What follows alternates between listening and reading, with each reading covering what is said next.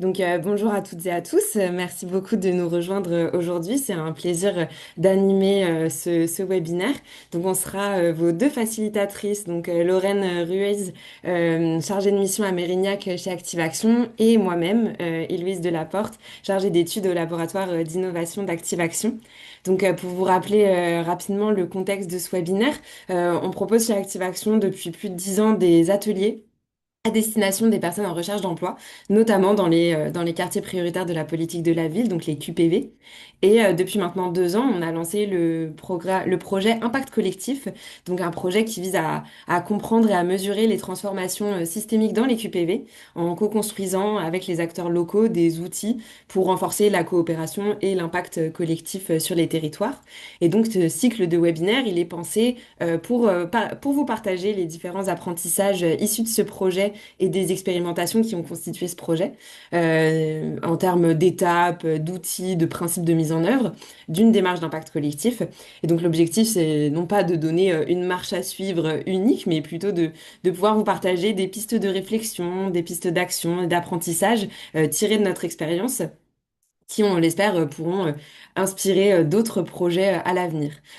Pendant les précédents webinaires, on a abordé l'approche systémique comme grille de lecture des enjeux sociétaux. On a abordé les grands principes de l'approche de l'impact collectif et des différents outils de mise en œuvre. Pour ce quatrième webinaire, on vous propose d'explorer le diagnostic partagé et continu en QPV. Dans le cadre de nos actions en QPV, le diagnostic territorial s'est vite révélé comme un outil assez indispensable pour identifier les besoins des habitants des territoires dans lesquels on intervient et dans le but de proposer des actions qui soient cohérentes avec ces besoins. On vous propose aujourd'hui d'explorer cette démarche de diagnostic, de découvrir pourquoi est-ce que cette étape est considérée comme indispensable à toute démarche d'impact collectif et comment elle peut renforcer la coopération entre les différents acteurs d'un territoire. Et ce sera aussi l'occasion de vous présenter des pistes de méthodologie pour mettre en œuvre un diagnostic, en vous présentant notamment notre application Hopla qu'on a développée chez ActiveAction dans le but de faire du diagnostic. Pour aborder ce vaste sujet, on a le plaisir d'accueillir nos deux intervenants et intervenantes. Steph Duchesne, qui travaille dans l'accompagnement de projets et qui mène des travaux de recherche sur les diagnostics. Alors, pas uniquement en QPV, mais au sens large dans différents domaines. Et Diane Jacquemin, responsable de la coopération territoriale et de l'action dans les QPV chez Active Action, et qui fait également partie du projet Impact Collectif. Merci à tous les deux d'être présents aujourd'hui pour partager votre expérience. On prendra une vingtaine de minutes à la fin pour répondre à vos questions. On vous invite à les poser au fur et à mesure du webinaire dans le chat pour qu'on puisse y répondre à la fin. On vous invite à garder vos micros fermés pour plus de fluidité. On espère que cette heure passée ensemble va permettre d'ouvrir de nouvelles pistes de réflexion, des idées pour nourrir vos projets. Sans plus attendre, je passe la parole à Lorraine pour lancer cette exploration du diagnostic en QPV. Merci Héloïse. Et bien justement, on va pouvoir passer la parole à Diane avec cette question. Diane, en tant que responsable des coopérations territoriales au sein d'Active Action, tu as été amenée à beaucoup étudier les défis et enjeux à l'œuvre dans les QPV afin de mieux y répondre. Et peux-tu expliquer pourquoi mener un diagnostic territorial en QPV? Oui, merci pour la question et bonjour à tous et toutes. En effet, c'est un sujet très important. Il est important de rappeler que chez Active Action, aujourd'hui, on a une action dans les QPV depuis environ 7 ans. Pendant ces 7 ans, nous nous sommes intéressés très tôt à la question du diagnostic des territoires, la compréhension de fonctionnement de ces quartiers, parce que nous avons constaté, on agit dans une vingtaine de QPV différents aujourd'hui en France, et nous avons constaté que ces territoires, ils concentrent des enjeux d'une grande complexité. Ce sont des réalités sociales, économiques, urbaines qui sont différentes d'un QPV à l'autre. Et je dirais même au sein d'un même QPV, on peut avoir des spécificités qui sont très importantes à être prises en compte. Pour travailler, on estime que pour travailler efficacement sur l'inclusion, l'emploi ou le développement de pouvoir d'agir des habitants, il est vraiment important en amont de bien comprendre en profondeur ce qui se joue dans ces quartiers. Là, par le biais de ce schéma-là que vous voyez, on a essayé un peu de documenter quel type de défi aujourd'hui on retrouve dans les QPV d'une manière générale. Ce schéma, il a été inspiré des données statistiques existant aujourd'hui auprès de l'INSEE, de l'ONPV, SIG, les sources traditionnelles statistiques qui sont très importantes, hein. Dans aucun moment, on ne va pas dire que ces sources-là ne sont pas importantes. Elles nous ont donné un peu ce panorama et cette photo des défis multidimensionnels dans les QPV. On voit la question des discriminations, de l'engagement civique, de la santé mentale, des défis économiques, des inégalités éducatives. Donc, en effet, c'est large, c'est dense. Et donc, la complexité de ces enjeux, elle montre en effet qu'il est nécessaire, il est important de comprendre qu'est-ce qui est moins visible derrière, en fait, chacun de ces enjeux-là. On voit, en fait, ce qu'on observe en réalité, c'est un peu plus nuancé sur le terrain. On observe un isolement social, parfois des manques de confiance, et la confiance au sens large envers soi-même, envers les institutions, et des difficultés de mobilité ou absence des liens entre les habitants. C'est pour ça qu'on pense qu'un diagnostic territorial qui est plus proche de la réalité de terrain est indispensable. Parce qu'on vérifie en effet que des enjeux sont multidimensionnels et complexes, mais que derrière ces enjeux-là, il y a beaucoup d'autres choses qui se passent en réalité dans ces quartiers et qui sont importantes à mettre en exergue. Ça me fait toujours penser aussi, quand on a commencé à aller sur le terrain, la petite anecdote, c'est que plusieurs équipes terrain nous ont dit, ben, en fait, on a croisé des habitants qui n'ont pas forcément des besoins. Ok, super. Donc, ils avaient plus à apporter des choses positives de leur quartier. Et c'est à ces moments-là qu'on a dit, dans un diagnostic, il est important aussi de renforcer ce qui est positif. On voit beaucoup les diagnostics sur les aspects négatifs de ces quartiers. Et par le biais du récit et de la parole des habitants, on est en mesure de récolter aussi ces informations-là qui vont, bon, bah, les QPV, ils ont des défis, certes, mais il y a aussi des ressources, il y a aussi des actions citoyennes et des réseaux d'habitants qui sont très importants et significatifs. Un deuxième aspect, c'est que faire un diagnostic de territoire et être à l'écoute de territoire permet aussi de renforcer le lien de confiance. Le lien de confiance, aujourd'hui, est la base de notre action. Sans confiance, on ne peut pas créer du lien, on ne peut pas coopérer, on ne peut pas mettre en place une démarche.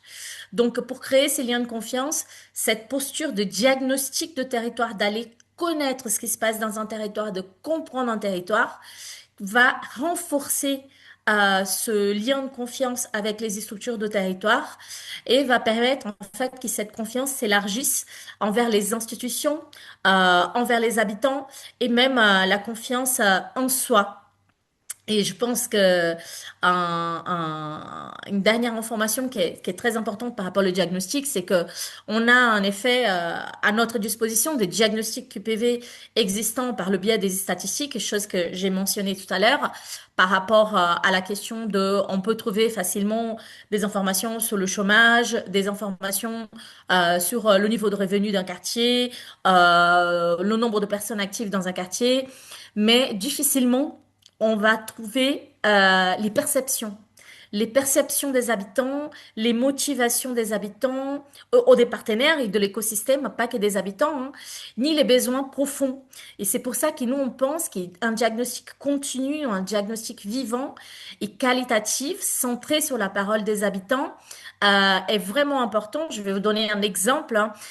Dans un quartier où le taux de chômage était très élevé, et ça, c'est la donnée statistique que le disait, on a constaté que le principal problème n'était pas l'absence d'offres d'emploi, mais la difficulté à quitter le quartier, puisque le réseau de bus dans ces quartiers-là, il était très peu fiable en termes d'horaire ou en termes de temps de passage.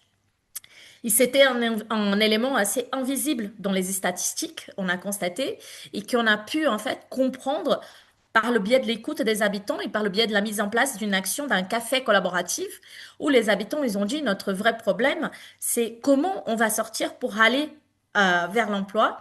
Et c'était super intéressant d'avoir leur ressenti et eux-mêmes leurs idées pour savoir quoi mettre en place. Et ces diagnostics-là, il ne vient pas remplacer un diagnostic statistique, il vient en complémentarité à ce diagnostic statistique pour pouvoir avoir à la fois les données qui sont plus globales et d'un autre côté des données qui vont être nuancées et qui vont être spécifiques en fait à chaque quartier et parfois même au sein d'un même quartier on peut avoir des besoins qui sont spécifiques et différents aussi. Donc voilà pourquoi pour nous on estime qu'un diagnostic est vraiment un outil très important dans les QPV. Merci beaucoup, N'hésitez pas si Diane. vous avez des questions et j'espère que j'ai été dans le timing. Oui, t'en fais pas. Merci beaucoup, Diane. Oui, c'est très intéressant de voir aussi comment le diagnostic peut permettre de mettre en avant les besoins, mais aussi les ressources qui sont présentes dans les QPV. Et alors maintenant, je vais te passer la parole, Steph. Donc, dans ton expérience d'accompagnement de projet et de diagnostic, est-ce que tu peux nous dire quels sont les principes d'action qui rendent un diagnostic pertinent pour analyser la complexité des QPV? Oui. Alors, je vais commencer peut-être par repréciser ce que je fais au niveau de mon activité de recherche. Comme le disait Héloïse, moi, je suis pas un spécialiste des diagnostics quartier politique de la ville. Ce qui m'intéresse, c'est les diagnostics en général. Et ce qui est intéressant dans cette approche-là, c'est qu'en comprenant mieux la diversité des diagnostics qui peuvent exister en politique publique, en gestion, en médecine, en ingénierie, on réussit à beaucoup mieux comprendre ce qui se passe dans un diagnostic spécifique qui se fait, en l'occurrence, par exemple, en QPV, parce qu'on peut faire dialoguer les différents enjeux, les différentes approches qui existent dans les diagnostics. Et en général, je dirais que même si, évidemment, un diagnostic en ingénierie, c'est très différent d'un diagnostic en psychologie ou en quartier politique de la ville, par exemple, il y a quand même des traits communs qui transparaissent de ce qu'est un diagnostic. Il y a deux grandes choses, c'est le diagnostic, soit il permet de catégoriser ou il permet de comprendre. C'est en gros les deux grandes approches. Par exemple, le médecin, quand on va le voir qu'on a de la toux et il dit c'est une rhinopharyngite, en fait, il catégorise. Il dit ce que vous avez rentre dans la catégorie de la rhinopharyngite. Dans le fond, quand on dit qu'il y a un territoire qui est en QPV, réellement, c'est déjà un diagnostic. Parce que on voit bien que c'est la statistique, hein, Diane évoquait les statistiques sur les QPV, et finalement on sait très bien que les périmètres des QPV eux-mêmes sont construits à la base de données statistiques, notamment de taux de pauvreté, et même maintenant exclusivement de taux de pauvreté, et après on associe un petit peu des zones qui sont périphériques aux zones les plus en situation de pauvreté pour donner plus ou moins de cohérence au territoire, mais il y a clairement une catégorie, on crée la catégorie, on analyse les statistiques et on dit ce territoire rentre dans cette catégorie qui est QPV. Après, il y a donc ce deuxième aspect qui est la compréhension. Et ça, c'est un terme qu'a beaucoup utilisé Diane, de comprendre, connaître pour comprendre.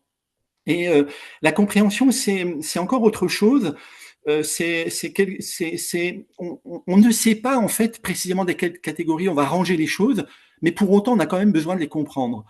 Et souvent, en fait, la différence entre catégoriser et comprendre, c'est lié à la nature de ce qu'on est en train de diagnostiquer. Quand on diagnostique une maladie, en fait, il y a une nomenclature, il y a une liste de toutes les maladies qui existent, et à la fin, on peut dire, oui, on est bien dans la bonne catégorie de maladie. Or, quand on diagnostique un territoire, on ne peut pas créer trop de catégories. Évidemment, il y a la catégorie QPV, mais après, on ne va pas créer 36 ou 50 catégories de QPV différentes et de dire tel QPV rentre dans quelle catégorie, dans telle ou telle catégorie. Donc là, on a vraiment besoin de chercher à comprendre ce qui se passe dans le QPV. Et la compréhension, c'est un autre élément qui est important dans tous les diagnostics, c'est que généralement, le diagnostic produit de la connaissance pour l'action. C'est pas juste pour le plaisir de connaître, c'est pour l'action. Et parfois, on a besoin de catégoriser pour pouvoir agir, comme le médecin avec la rhinopharyngite, on a besoin de comprendre pour pouvoir agir.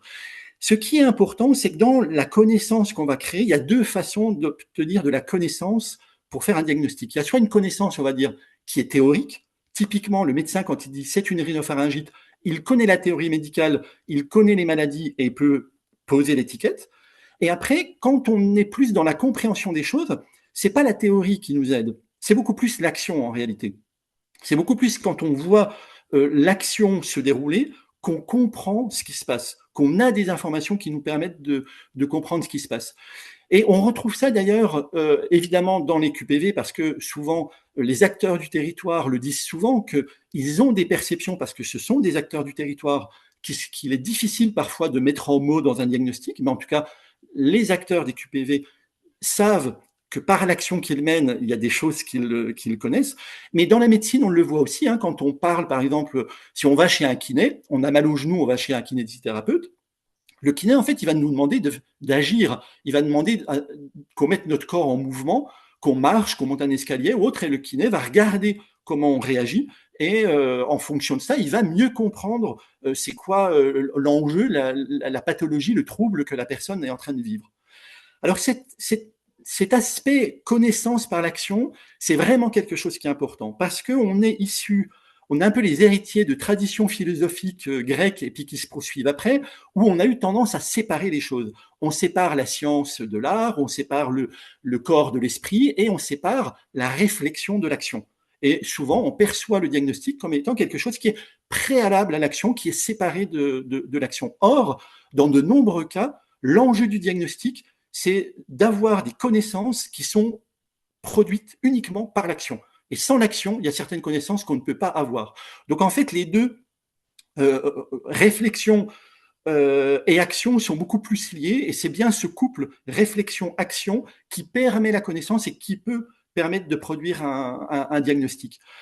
Alors, évidemment, quand je parle de ça, il y a un problème qui se pose. C'est que si on confond, ou du moins si on emmène le diagnostic dans le terrain de l'action, à quel moment le diagnostic se finit et à quel moment l'action commence? Parce qu'on a quand même ce réflexe de dire, on ne peut pas non plus confondre tout, parce qu'on peut toujours mettre tout dans tout, mais ça n'aide pas à clarifier, parce qu'après, on ne sait plus ce qu'on fait au bout d'un moment, d'une certaine façon. Et comme je le disais, en plus, quand on fait du diagnostic QPV, quand très souvent on est soi-même acteur du QPV, de toute façon, on intègre déjà la connaissance de l'action dans son diagnostic. À la différence près que quand on vit une action, c'est pas la même chose de se dire au moment de l'action, je collecte de l'information, que de se dire au moment où je vais faire le diagnostic, je vais utiliser ma connaissance de l'action. C'est un peu comme des scientifiques, notamment des anthropologues, des sociologues, ils font des journaux de terrain. C'est-à-dire que quand ils mènent leur enquête, ils notent des choses qu'ils observent. Ce qui fait qu'au moment où ils font leur article, ils vont pas seulement se baser sur leur mémoire, qui est souvent assez peu fiable, parce que on reconstruit des souvenirs, on en oublie d'autres. Pour peu qu'on ait déjà des théories un petit peu dans sa tête ou des convictions, des opinions pour expliquer les phénomènes, on va retenir que les phénomènes qu'on a perçus dans l'action qui expliquent l'opinion qu'on a déjà. Donc, l'action sans un vrai protocole de collecte de l'information n'est pas une action qui sert au diagnostic.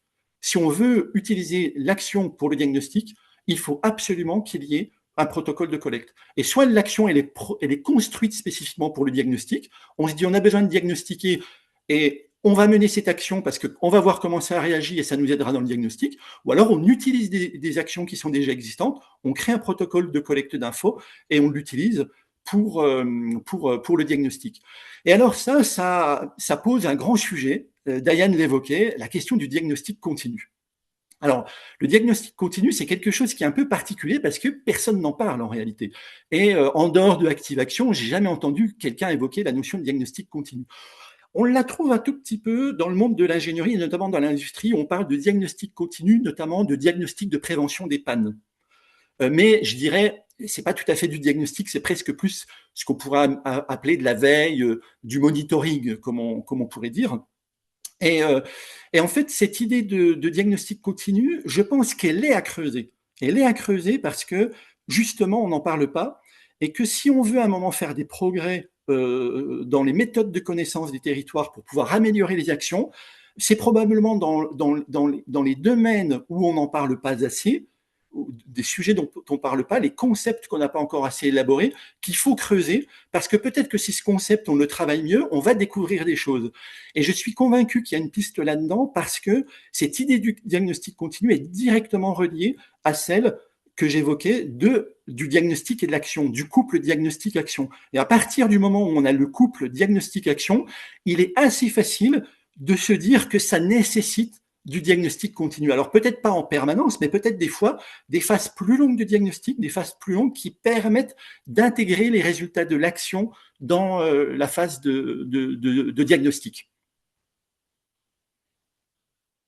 Merci Steve. En effet, oui, dans ton intervention, ça pose voilà, plusieurs questions de, comme tu disais, où commence l'action, où termine le diagnostic, comment ça s'articule ensemble. Et on va pouvoir passer, justement, poser la question à Diane sur comment mettre en œuvre un diagnostic territorial, mais au sein d'un QPV. Oui, merci Lorraine. Ça m'interpelle plein de choses et envie de rebondir sur ce que disait Estève dans le sens où en effet, les QPV, ils sont déjà diagnostiqués en tant que tels. Ils sont un peu, entre guillemets, labellisés, mais ce sont depuis 2014. Mais les QPV, ce sont des territoires qui existaient déjà. C'est des territoires qui étaient là et qui ont été appelés par plusieurs dénominations différentes tout au long du temps, qui ont fait évoluer, en fait, entre guillemets, ce diagnostic de territoire. Et même aujourd'hui, hein, avec le nouveau bilan de la politique de la ville et la géographie qui a été redéfinie, on voit bien qu'il y a eu une évolution aussi là-dessus. Donc, c'est quelque chose que j'ai envie de dire, ça ne peut être qu'est constant et continu, sans vouloir affirmer avec autant de conviction, mais être persuadé qu'il faut aller chercher et comprendre ça, plus que de affirmer avec conviction. Et pour moi, pour nous, chez Active Action, les diagnostics dans l'équipe PV, ils ont besoin en fait d'avoir un regard, une approche plutôt systémique. On a évoqué la question des problématiques dans ces quartiers plus spécifiquement qui sont vraiment très multidimensionnels et les ressources aussi qui sont aussi assez valorisantes et qui sont existantes. On les connaît surtout par le biais de leur vulnérabilité, mais il y a aussi un énorme potentiel existant derrière. Et ces phénomènes sociaux sont interdépendants, ils sont pas forcément linéaires et ils sont en constante évolution. Donc, un diagnostic n'est pas un document figé. Et donc, nous, on a compris, on essaie d'expérimenter aujourd'hui chez Active Action une posture d'enquête qui est permanente pour ça, et ça, je rejoins ce qu'a dit Steph tout à l'heure, il est important de croiser les regards. Il y a des préalables, j'ai envie de dire, hein, pour ce diagnostic en QPV ou peut-être ailleurs aussi. Le diagnostic en soi n'est pas un préalable, comme disait Steph, pour mettre en place l'action, mais un fil conducteur qui accompagne toute l'action.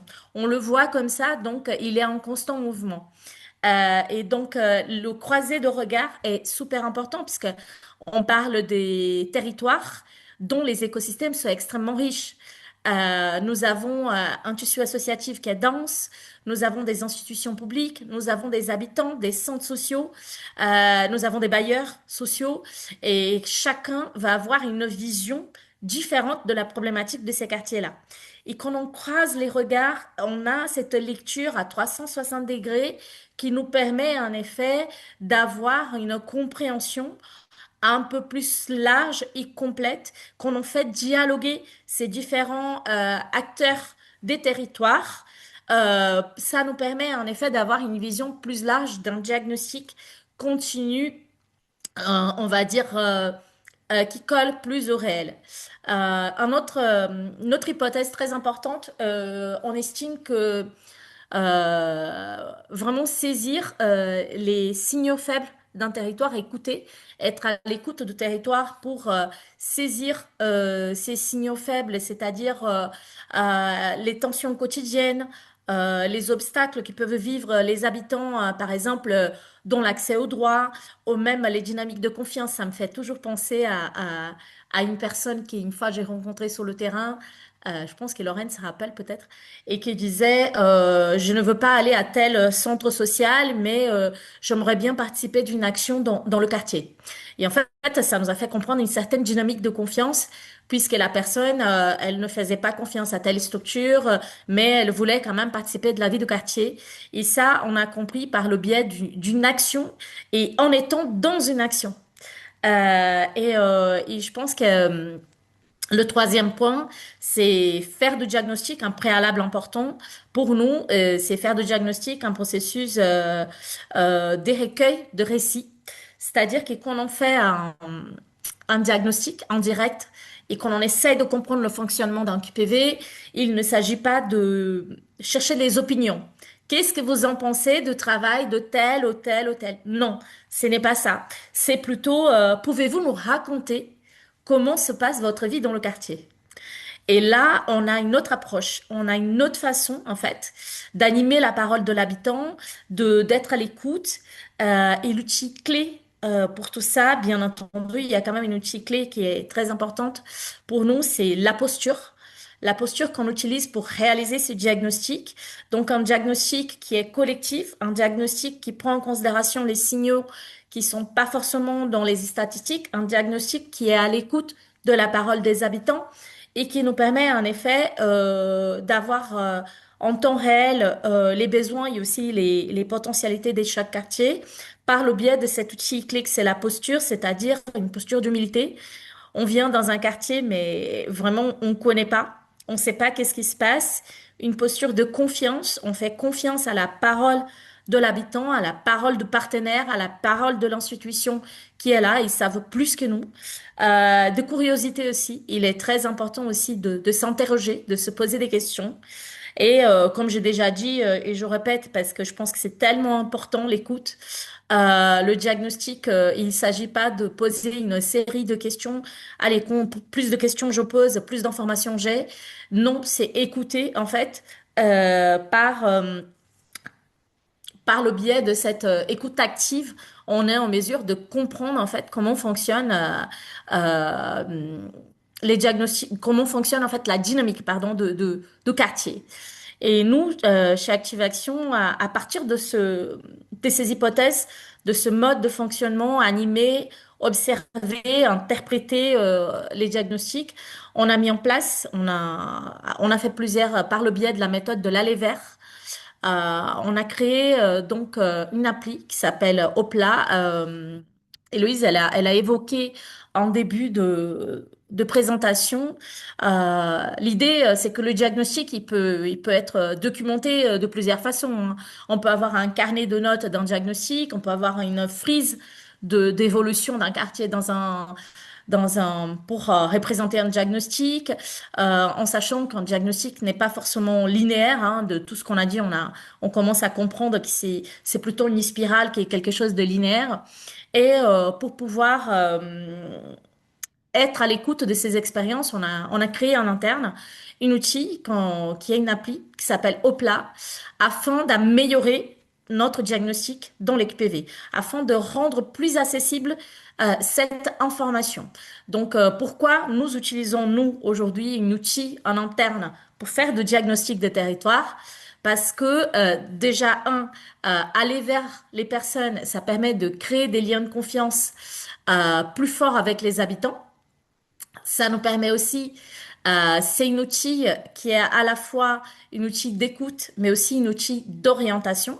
Opla est une appli qui recense à l'intérieur de cette appli les structures par le biais d'un partenariat que nous avons avec le Soliguide, les structures de territoire. Donc, à partir du moment que je recense un besoin dans une posture d'écoute, je peux orienter les personnes envers les structures de territoire.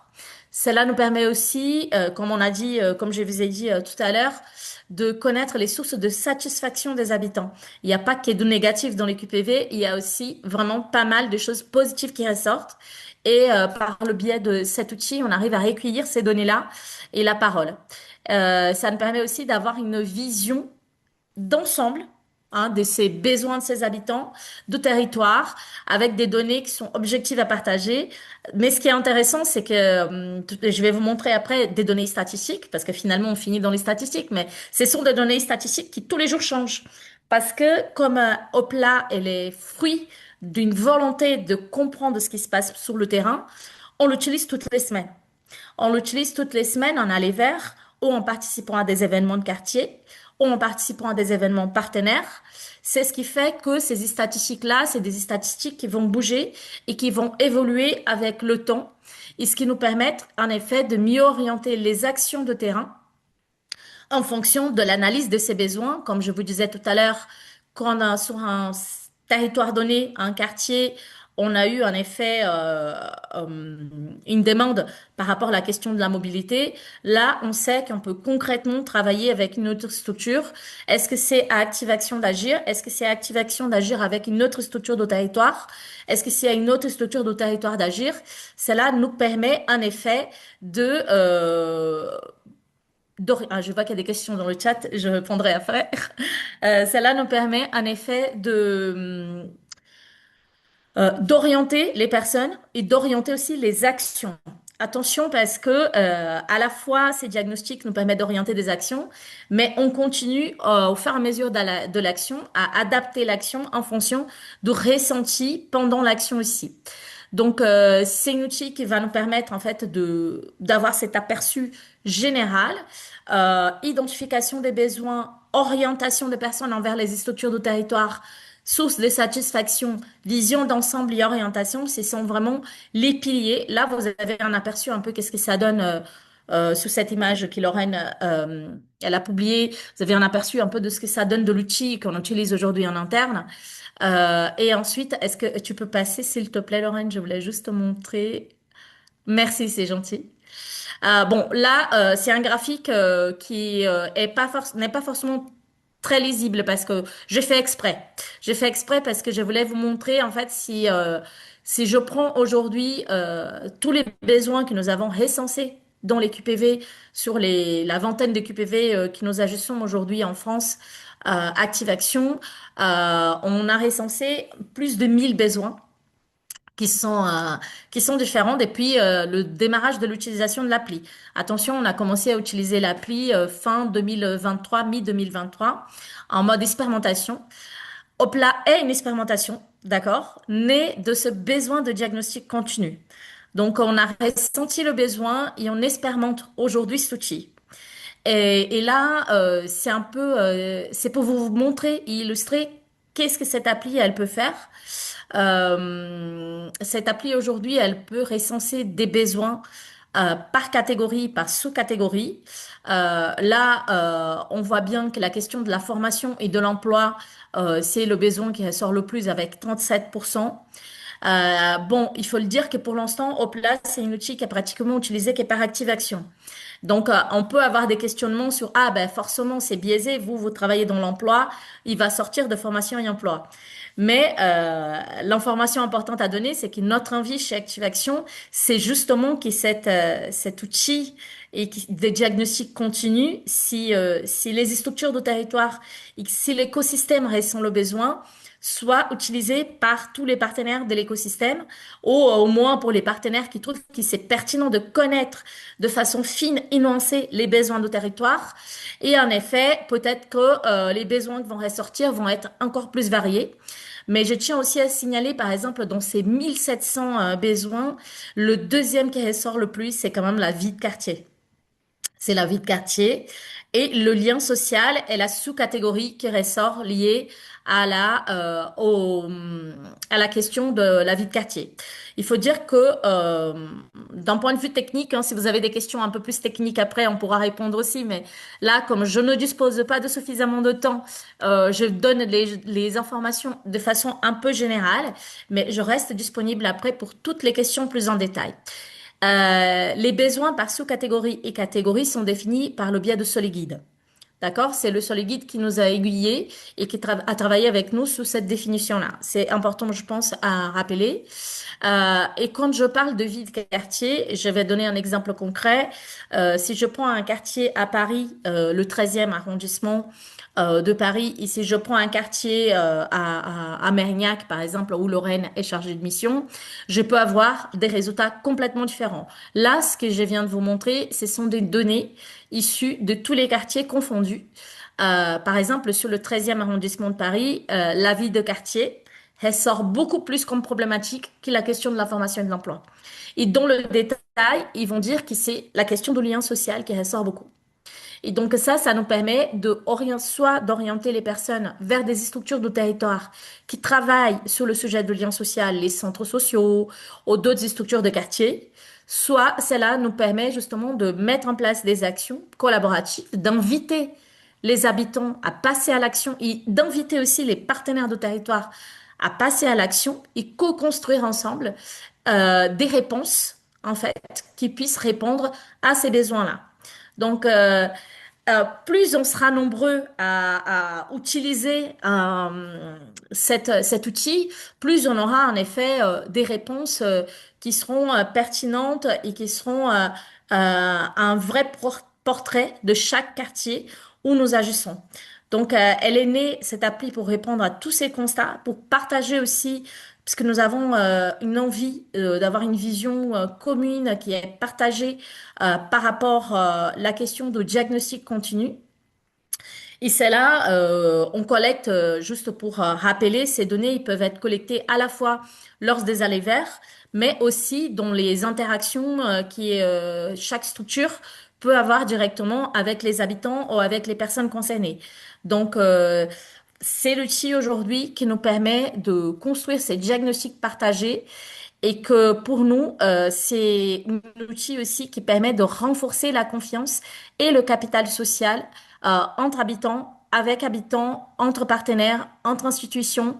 Tout ça grâce, bien sûr, je rappelle, et je pense que c'est super important de rappeler, à cette posture de humilité et de confiance et d'écoute qui est nécessaire pour mettre en place en fait un diagnostic de territoire.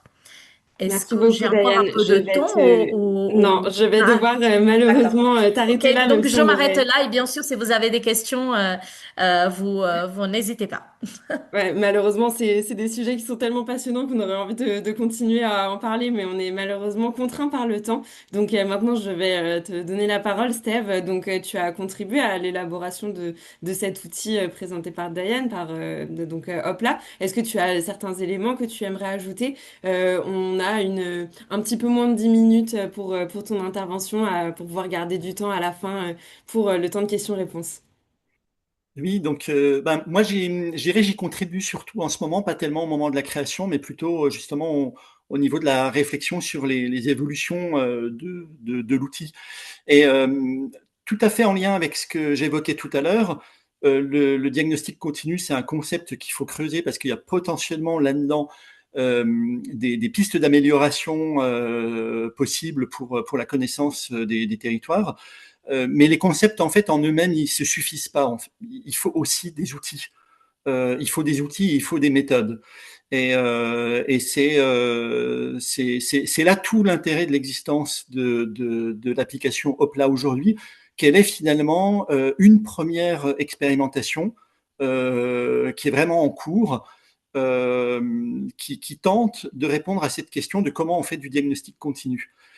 Avec évidemment des évolutions, des améliorations qui pourraient être imaginées à partir de cette première expérimentation-là. C'est aussi pour moi euh, l'occasion d'évoquer un autre élément qui est présent dans le discours de Diane, un petit peu moins dans l'évocation de l'application. Diane a beaucoup parlé en fait de la question du croisement des regards, du recueil de paroles. Elle a parlé de choses qui sont de l'ordre de la perception, même si c'est pas exactement le terme qu'elle utilisait. Ce qui est intéressant dans la dichotomie que j'évoquais tout à l'heure, un diagnostic qui catégorise ou qui comprend, c'est que les diagnostics qui catégorisent, ils ont la singularité de déboucher sur des réponses, des résultats de diagnostic qu'on peut vérifier. Si quelqu'un dit, je reprends l'exemple du médecin, il dit c'est une rhinopharyngite, si 4 semaines après la personne touche toujours, il y a des chances que ce soit pas forcément une rhinopharyngite et il pourra toujours, le médecin, faire un test salivaire pour voir s'il n'y a pas une bactérie ou autre chose et si ce serait pas quelque chose de plus spécifique. Quand on est sur un diagnostic qui ne catégorise pas mais qui cherche à comprendre, en fait, on n'a pas ce phénomène, on n'a pas cette possibilité de savoir à la fin est-ce qu'on avait juste ou faux. Euh, les diagnostics sont plus probables ou moins probables, mais ils ne sont pas juste ou faux quand on cherche à comprendre une situation complexe. Et là, ça m'amène à évoquer un autre élément qui est important dans le diagnostic, c'est la notion d'objectivité et son corollaire, la subjectivité. On a tendance à considérer que le diagnostic doit viser l'objectivité, parce que le diagnostic, finalement, il est un peu l'héritier dans la médecine des méthodes scientifiques. Et quand il y a un truc qui est un peu avec une méthode qui s'inspire de la science, on fait des observations, des hypothèses ou autres, on se dit il faut viser l'objectivité. Or, il se trouve que précisément dans certaines catégories de problèmes, et notamment les problèmes les plus complexes qu'on rencontre dans les territoires et dans les communautés humaines, le diagnostic doit aussi construire du sens. Il doit construire du sens parce que le diagnostic, comme je le disais, c'est pas de la connaissance pour le plaisir de la connaissance, c'est la connaissance pour l'action. Et la connaissance qui doit être construite par un diagnostic doit permettre l'action. Et parfois, le diagnostic doit créer une connaissance qui est beaucoup plus de l'ordre du sens commun que les gens donnent à une situation et du sens commun que les gens donnent à l'avenir de la situation. Et connaître le sens commun, construire le sens commun futur, c'est quelque chose qui est vraiment au centre des enjeux d'un diagnostic de territoire. Parce qu'on peut tout à fait avoir un diagnostic qui techniquement est très bon, statistiquement, du point de vue même de relevé anthropologique, serait excellent, mais si ce diagnostic, il ne permet pas de créer du mouvement de l'action, il ne sert à rien en réalité. Il vaut mieux un diagnostic des fois qui est moins bon du point de vue technique, mais qui donne la direction du mouvement, qui donne la possibilité d'enclencher le mouvement. Et là, la question de la parole, elle est centrale. Que ce soit la parole des acteurs, la parole des habitants, c'est quelque chose qui est central, et je dirais même, des fois, l'auto-analyse des paroles. C'est-à-dire que le fait de faire analyser par des habitants des paroles d'habitants est quelque chose qui est extrêmement important. Parce qu'un expert ou une tierce partie va interpréter différemment la parole de l'habitant que l'habitant lui-même, parce que chacun en a notre propre cadre de référence. Et le risque, c'est de ne pas comprendre le sens que les gens donnent à ce qu'ils vivent, parce qu'en fait, on applique notre cadre à ce qu'ils vivent. Et là, c'est intéressant d'avoir un outil de type Opla, parce que pour pouvoir faire ce recueil et cette analyse, encore faut-il avoir des outils qui permettent au fil de l'eau de faire le recueil de ce qu'on pourrait appeler des narratifs. Hein. Des fois, c'est des micro-narratifs, hein. C'est des histoires que les gens racontent qui tiennent en quelques phrases. Mais si on ne recueille pas ces phrases pour pouvoir en faire une analyse ultérieure, qu'elle soit statistique parce qu'on fait des catégories ou qualitatives parce qu'on va voir ce que chacun veut dire et on va essayer de recréer des catégories dans ce que les gens disent. Si on n'a pas un outil qui permet ça, à un moment, en fait, on a un diagnostic qui est considérablement dégradé. Donc, c'est vraiment un lien que moi j'ai envie de faire avec, avec ma connaissance que j'ai du diagnostic en général et de l'enjeu d'avoir des diagnostics subjectifs, le lien que je fais avec l'application Opla qui permet d'outiller la construction subjective d'un diagnostic, mais qui n'est pas complètement non plus, on va dire, farfelu. Parce que même si on ne vise pas l'objectivité dans ce type de diagnostic, on vise quand même le plus probable.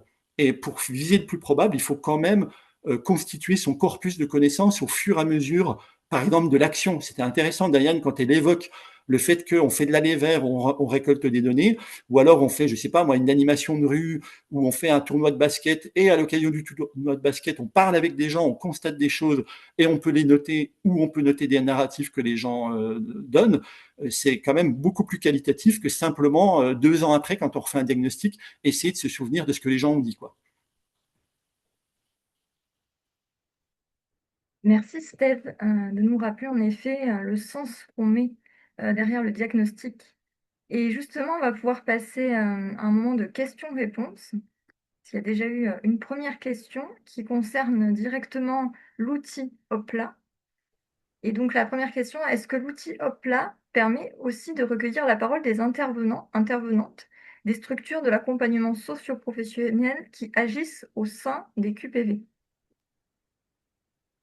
Oui, merci, merci pour cette question. Juste une autre précision sur Opla aussi, c'est qu'au-delà des saisies statistiques, on a, on recueille aussi des verbatims, c'est-à-dire vraiment des mots et de la parole des habitants. Et en effet, aujourd'hui, notre volonté, c'est de travailler de plus en plus avec les partenaires de territoire, toutes les structures présentes. L'appli, elle ne travaille pas directement dans le recueil de la parole des intervenants des structures. Pour l'instant, elle est destinée aux habitants. Mais en effet, on est déjà, il y a notre responsable de développement de l'appli qui est à ces webinaires, Tristan. D'ailleurs, merci beaucoup pour tout ce travail de cette appli. Et on est déjà à la troisième, presque à la troisième version de cette appli, puisqu'on a constaté au fur et à mesure qu'il fallait ajouter des informations, enlever, prioriser certaines informations, et pourquoi pas faire évoluer vers la parole aussi des structures de territoire. Aujourd'hui, le recueil de la parole des structures de territoire chez Active Action, c'est fait par le biais, pardon, du lien. J'ai mélangé biais et lien, ça fait bien, donc c'est bien. Donc, par le lien avec les structures du territoire, d'être à l'écoute avec cette posture et la co-construction. Donc, on prend vraiment soin de comprendre les besoins des structures aussi, mais en effet, cela n'est pas documenté par l'appli encore. Peut-être que ça pourrait évoluer si c'est une idée et on vous invite vraiment, si ça vous intéresse, on vous invite vraiment à venir vers nous pour qu'on y travaille ensemble sur ces évolutions à venir. C'est une question qui est intéressante parce que quand on parle du diagnostic d'un territoire, on parle inévitablement du diagnostic des parties prenantes, du diagnostic de l'écosystème. Et le fait de pouvoir documenter des choses, de pouvoir récolter des paroles, de pouvoir même noter des observations, ça peut vraiment en effet contribuer à une meilleure connaissance plus globale du territoire avec la dimension euh, des parties prenantes du territoire. Merci beaucoup pour ces précisions. Alors, une autre question, cette fois par rapport aux éventuelles difficultés qui peuvent être rencontrées dans le cadre de la mise en œuvre d'un diagnostic continu à partager et partagé. Est-ce que vous avez été amené à rencontrer des difficultés et comment est-ce qu'on peut dépasser justement ces difficultés? Je peux commencer si tu veux, Steph. Oui, Je pense que, et c'est quelque chose qui Steve a déjà mentionné, je pense que la grande difficulté, c'est qu'on a tous et toutes des actions et qu'on veuille que le diagnostic colle à ces actions-là. En fait, un diagnostic n'est pas fait pour coller à ces actions. Je pense que la grande difficulté, c'est de vraiment remettre en question les actions sur un territoire et de se dire, je fais un diagnostic continu et que je veux comprendre comment ça se passe, ça, en effet, je dois m'adapter à ce cadre-là. Je pense qu'il y a une autre difficulté aussi, c'est de s'adapter rapidement. Il faut s'adapter rapidement parce que si on parle d'un diagnostic continu, c'est-à-dire que ça peut très rapidement changer dans le temps et ça peut très rapidement évoluer. Donc, ça la demande de la réactivité et du travail collectif. Et ça, c'est un peu à la fois un apport et une difficulté. C'est que on a un cadre commun pour agir grâce au diagnostic, mais il est très important d'avoir une coopération aussi renforcée pour que on puisse avoir cette approche qui est plus systémique, qui c'est une approche qui pour nous est vraiment très très très important chez ActiveAction, euh, pour pouvoir aller dans un diagnostic qui soit plus pertinent vers ce territoire-là, pour ce territoire-là, pardon. Donc, je te laisse compléter peut-être, Steph, sur les difficultés, si tu as d'autres à ajouter. ben, moi, une difficulté qui me vient comme ça à l'esprit, c'est, elle est totalement même en lien avec ce que tu évoques, c'est le fait qu'on a envie de connaître les conclusions entre guillemets du diagnostic avant même de le faire, soit parce que ça nous arrange du point de vue des idées qu'on a ou des actions qu'on a ou de son modèle économique des orientations politiques dans lesquelles on est, que ce soit des élus, les agents de la collectivité, les associations, peu importe, on est tous pris dans une vision qu'on a envie de voir confortée dans le diagnostic, en fait. Et ça, c'est un écueil qui est assez important. Et l'autre chose, moi, qui me vient à l'idée, c'est vraiment le fait que on a un déficit, pour moi, non pas de collecte de la parole des habitants parfois, mais de l'organisation, de l'analyse de la parole des habitants par les habitants eux-mêmes, en fait. Ça ne veut pas dire que l'expertise n'a pas sa place, mais on sait, à travers beaucoup de travaux de recherche, que quand on demande à des personnes de raconter des choses qu'ils vivent et qu'on demande ensuite à ces mêmes personnes d'analyser leur propre écriture, les résultats explicatifs de ce qu'ils ont expliqué, de ce qu'ils ont écrit, peuvent être très très différents de ce qu'un expert pourrait apporter. Et quand je dis expert, c'est y compris les acteurs associatifs en fait, qui ont une expertise de leur domaine et qui vont inévitablement analyser le propos des habitants au regard de ce que l'acteur a déjà en tête. Je prends pour exemple une situation où quelqu'un euh, témoignait de sa vie dans un quartier et il disait ici c'est beaucoup plus tranquille.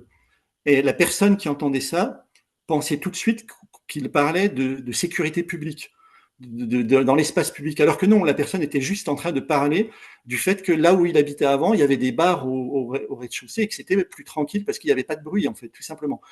Et c'est intéressant parce qu'on l'a découvert, ça, au moment où j'ai demandé à cette personne, quand vous dites plus tranquille, qu'est-ce que vous entendez par là et plus tranquille par rapport à où? Et c'est là que la personne a expliqué ce qu'elle voulait dire par tranquille. Et c'était pas du tout une question de sécurité.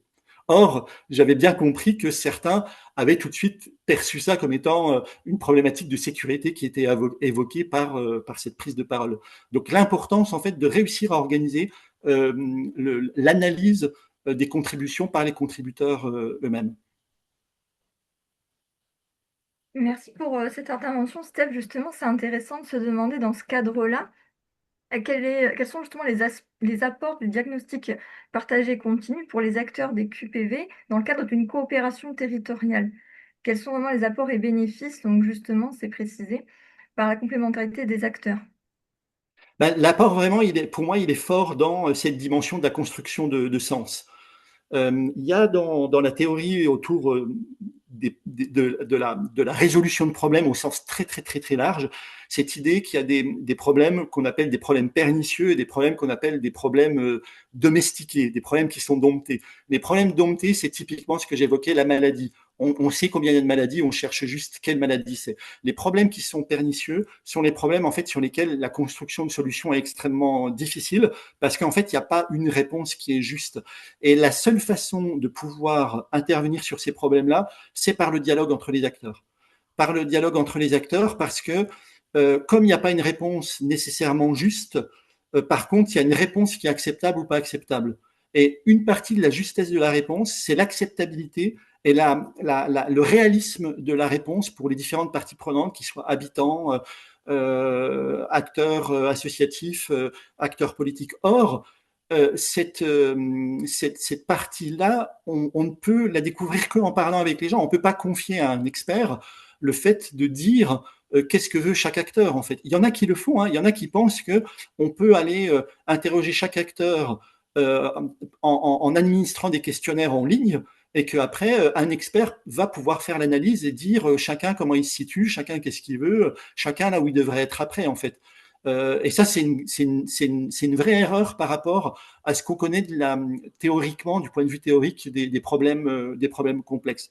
Les problèmes complexes, notamment quand ils touchent à l'humain, nécessitent le dialogue entre les parties prenantes. Donc, nécessitent la co-construction de la connaissance, la co-construction des analyses, la co-construction des informations, la co-construction de la solution, avec évidemment toujours une gradation, parce qu'on ne peut pas être en permanence dans le chaque chose qu'on fait, on ne peut pas le faire non plus ensemble. Mais par contre, il faut quand même s'assurer qu'il y a des espaces qui permettent cette co-construction des connaissances et des analyses et des réponses. D'accord, merci Steph. Et peut-être Diane, tu voulais Ouais, je voulais juste intervenir? compléter en disant, en fait, si on part de notre objectif final vers le diagnostic, dans l'équipe PV, je dirais que ce qu'on aimerait vraiment, c'est améliorer durablement les conditions de vie des habitants. Et quand on parle des conditions de vie des habitants, et si je croise avec le diagnostic de départ d'un QPV, et il est basé notamment sur les revenus. Si on prend le diagnostic de base, pourquoi un QPV est un QPV, les statistiques utilisées, c'est notamment les revenus, donc le taux de pauvreté, etc. Et quand on parle d'améliorer les conditions de vie des habitants, c'est beaucoup plus subjectif. La mesure de bien-être en soi est très subjective. Si on prend juste une statistique de richesse, elle est très objective. On peut très facilement calculer la croissance et on peut difficilement calculer l'amélioration de la condition de vie. Il est là. Et l'apport, il est dans cette possibilité de rendre visible une dynamique qui, des fois, est invisible. Et je pense que ça, c'est un apport très important d'avoir cette compréhension vivante. Je dis vivant parce que le but, c'est vraiment que ça soit en continu. Et ce qui peut permettre aussi on parle de quartiers qui sont fragilisés, et on parle de quartiers où les personnes, on y est, on voit tous les jours sans vouloir les stigmatiser, mais on voit vraiment beaucoup de problèmes de confiance et de pouvoir d'agir. Et on parle beaucoup de démocratie en ce moment. Et pour renforcer cette démocratie, ces pouvoirs d'agir, la valorisation de la parole des habitants par le biais de ces diagnostics est un vrai apport aussi, puisqu'on prend en considération ce qui est dit et cette dynamique existante pour aller finalement peut-être vers plus de coopération si ces diagnostics est quelque chose, disons, comprise par l'écosystème, plus de coopération entre les membres et les acteurs, les parties prenantes de cet écosystème. Donc, je pense qu'il y a tout ça comme apport qui peut être vraiment super important à prendre en considération.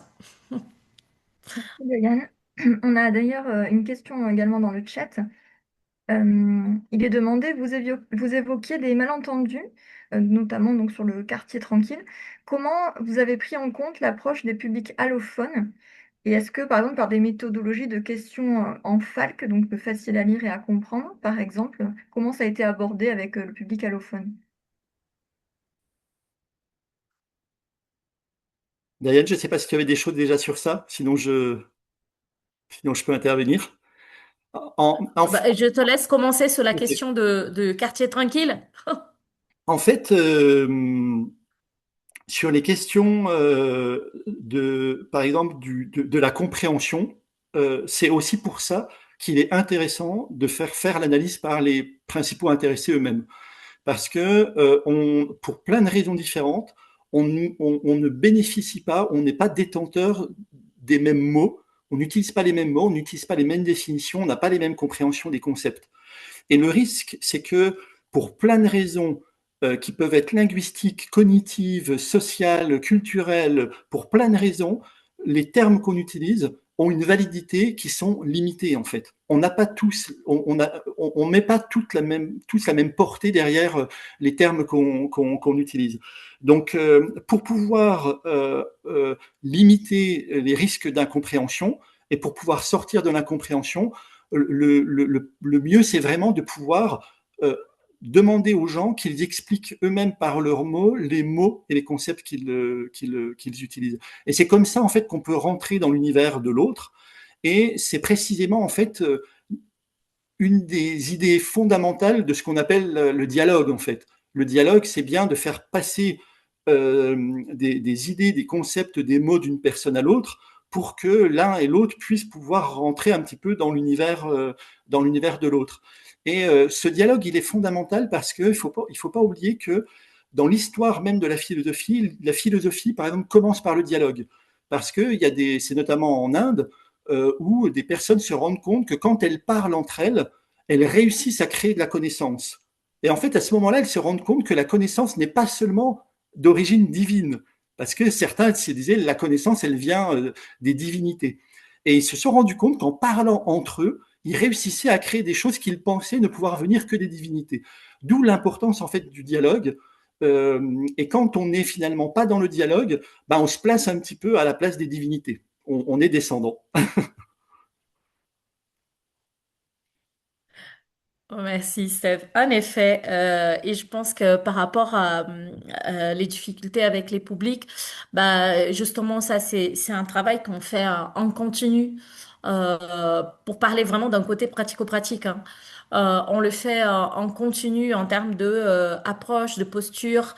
On fait des temps, quelles sont les difficultés qu'on rencontre sur le terrain, qu'est-ce qu'on met en place et on fait très attention aux questions qu'on pose pour prendre en considération la parole, comment on valorise, comment on rebondit.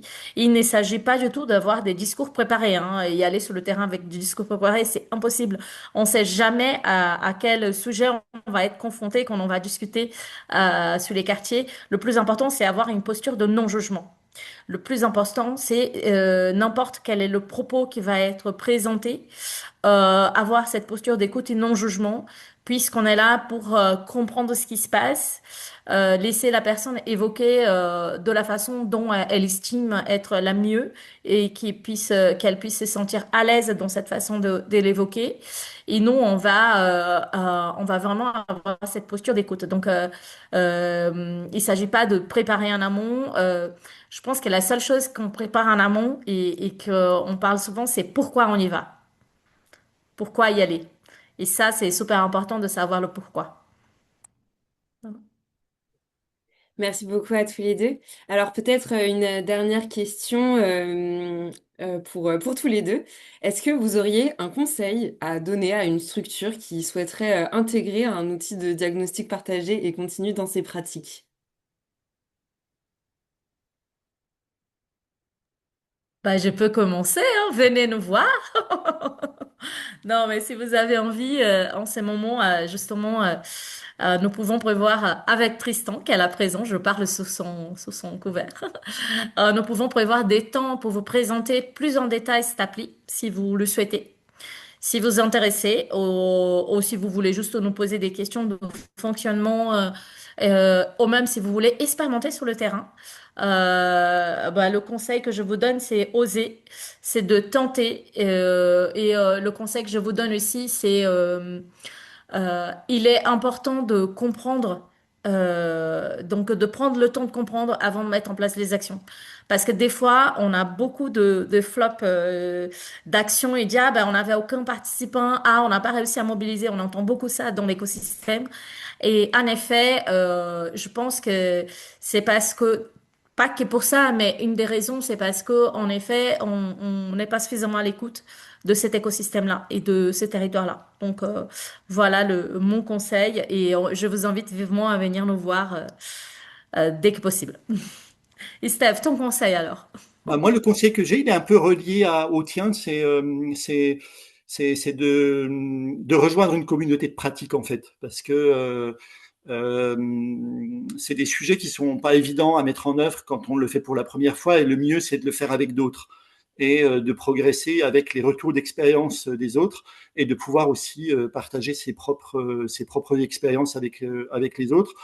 Après, je dirais quand même un autre conseil qui est beaucoup plus direct, beaucoup plus pratique, c'est de vraiment prendre conscience que si on veut faire du diagnostic continu, il faut organiser l'information qu'on collecte. Si on n'organise pas l'information qu'on collecte, euh, on fait rien de différent de ce qu'on fait jusqu'à maintenant.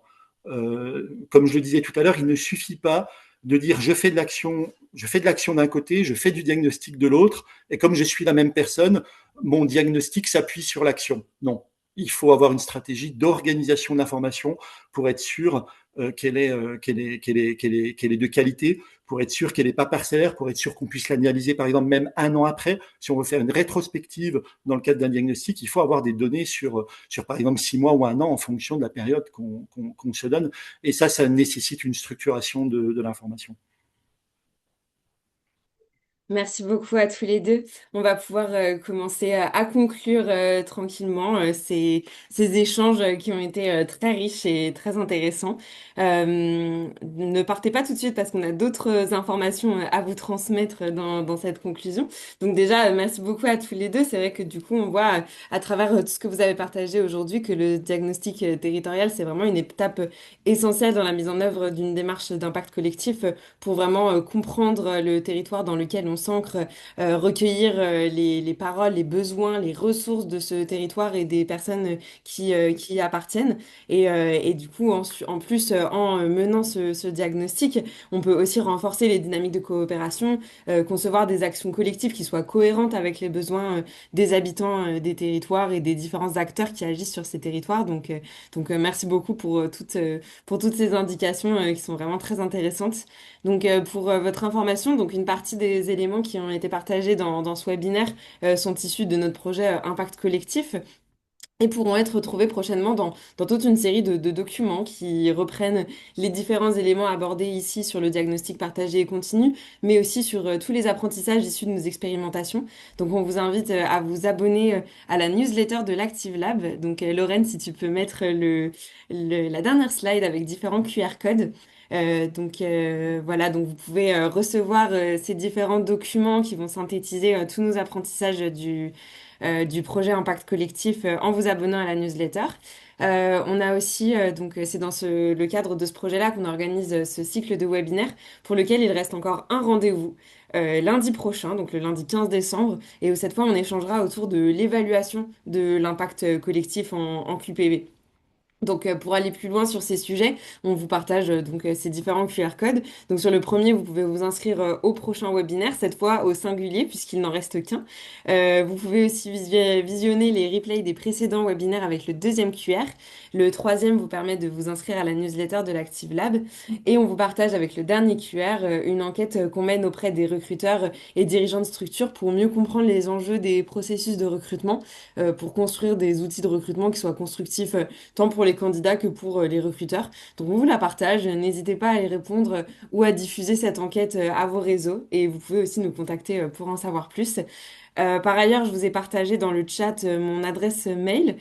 Si jamais certaines questions vous viennent après ce webinaire, parce qu'il faut le temps que toutes ces informations mûrissent, si vous avez d'autres questions qui vous viennent ou si vous avez envie d'avoir plus d'informations, n'hésitez pas à nous contacter à cette adresse et on veillera à vous répondre au plus vite. Et vous recevrez donc d'ici quelques jours le replay et le compte-rendu de ce webinaire. Vous pouvez retrouver toutes les interventions et des sources pour aller plus loin. Pour celles et ceux qui nous rejoignent depuis LinkedIn et qui ne se sont pas inscrits sur Eventbrite, vous pouvez vous inscrire à la newsletter pour recevoir les comptes rendus ou alors me contacter via le mail mis dans le chat pour m'indiquer que vous souhaitez être ajouté à la liste d'envoi des comptes rendus parce que je n'ai pas accès à vos mails depuis LinkedIn. Donc voilà pour les informations pratiques et on va finir avec quelques remerciements. Donc déjà, merci à Steve et Diane pour vos interventions. C'était vraiment très intéressant et ça donnera, je pense, beaucoup matière à réfléchir. Aussi, ce cycle de webinaire, il est rendu possible par le soutien financier du FSE, de la Fondation EDF, de l'AVIS et de l'ANCT. Donc un grand merci à eux pour leur soutien tout au long de ce projet. On tient aussi à remercier Yas Alchouli, Diane Jacquemin et Émilie Schmidt pour le projet Impact Collectif qui est mené depuis 2 ans. Et merci aussi à tous les partenaires et les parties prenantes qui participent à ces expérimentations. Et puis, pour terminer, un grand merci à vous, chers participants, pour votre contribution à ces temps d'échange et en espérant que ça ait pu vous inspirer un petit peu pour la suite. Et sur ce, on vous souhaite une très belle journée et à très bientôt, potentiellement lundi prochain pour les derniers curieux. Merci, bon appétit à tous et toutes. Au revoir, merci. Merci beaucoup.